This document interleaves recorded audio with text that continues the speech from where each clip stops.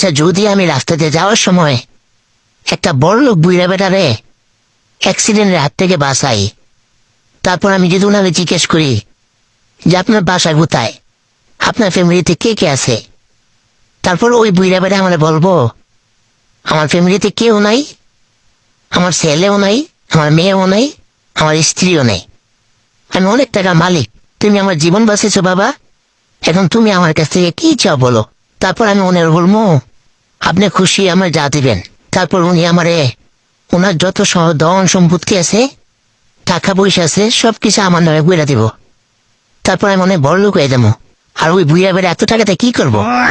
টাকার দরকার আমার না। তারপর উনি আমাকে দিয়ে দিলে আমি অনেক বড় লোক হয়ে যাবো। না, এখন এই রাস্তা দাঁড়িয়ে দাঁড়াইতেও কবি একটা কথা বলছিল, যেখানে দেখিবে ছাই উল্টাই দেখিবে তাই, পাইলেও পাইতে পারো অমূল্য রতন। না, আর দেরি করা যাব না। যদি কপাল খুইলা যায় একটু চেষ্টা করে দেখি। না, এখন যেতে হবে।